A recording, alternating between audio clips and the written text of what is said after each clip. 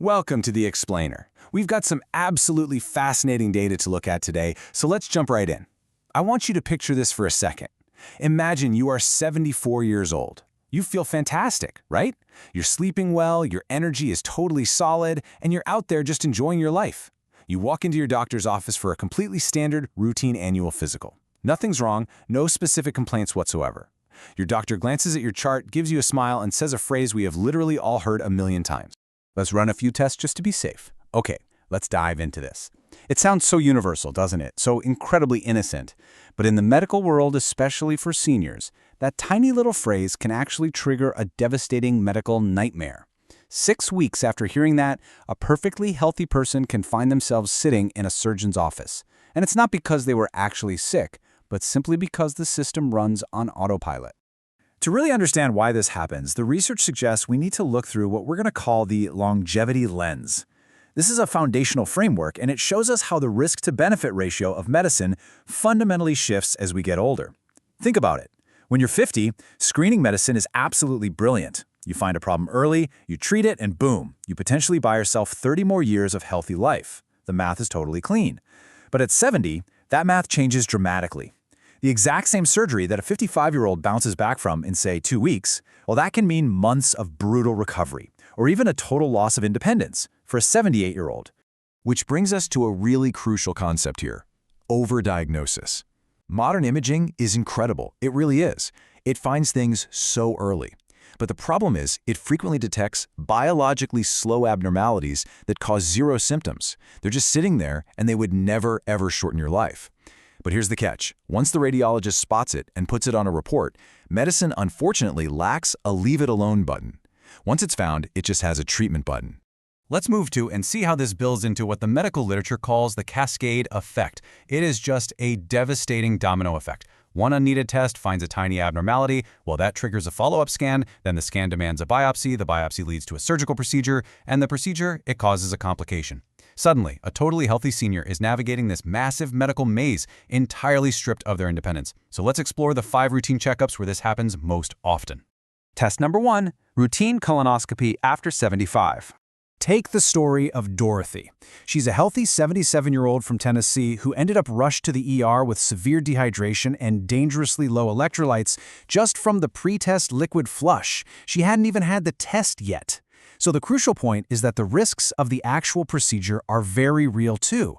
Bowel perforation, a literal tear in the colon, happens in about 1 in every 500 colonoscopies. If that happens to you at 40, it's a manageable surgical complication. But at 77, a perforation can mean emergency surgery, an extended hospital stay, or waking up with a colostomy bag for a test she didn't even need. And this is exactly why the United States Preventive Services Task Force, they're basically the gold standard body for these guidelines, officially recommends against routine colonoscopy screening for average-risk adults over the age of 75. Instead, there are fantastic non-invasive alternatives like stool-based Cologuard or FIT tests. These flag genuine warning signs without putting you at any procedural risk. Moving right along to test number 2, aggressive prostate and breast cancer screening. Now, obviously, cancer screening saves lives. We know this. But aggressive screening late in life for asymptomatic, average-risk patients can really backfire. We end up finding tiny, biologically sleepy cancers that people would die with, not from. Look at Richard. He's 79, totally independent, out fishing on the weekends, just living a great life. A routine PSA test comes back elevated, a biopsy confirms low-grade, slow-moving prostate cancer. So, following recommendations, he undergoes radiation therapy. Well, within a year, Richard is battling chronic fatigue, urinary issues, and his overall quality of life has absolutely plummeted. The real tragedy here is that Richard would have easily lived peacefully alongside the slow-moving cancer without all those harsh side effects. Okay, test number 3, routine cardiac stress testing.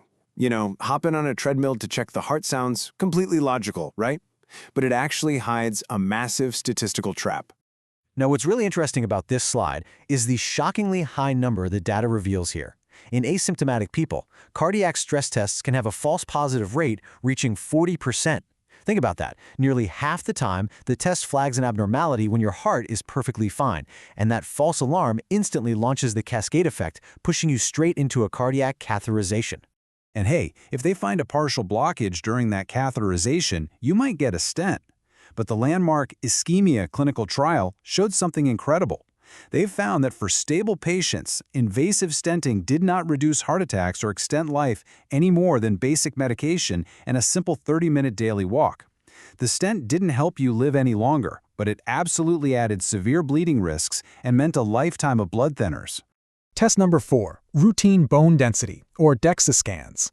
Look, the fear of osteoporosis and devastating falls is completely valid. A fall can be life-changing. But we have to logically question the automatic pipeline that funnels patients directly from a single DEXA scan straight onto long-term medication.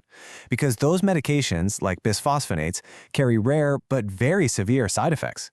We are talking about atypical femoral fractures, meaning your thigh bone simply snaps, and osteonecrosis, which is this painful deterioration of the jawbone.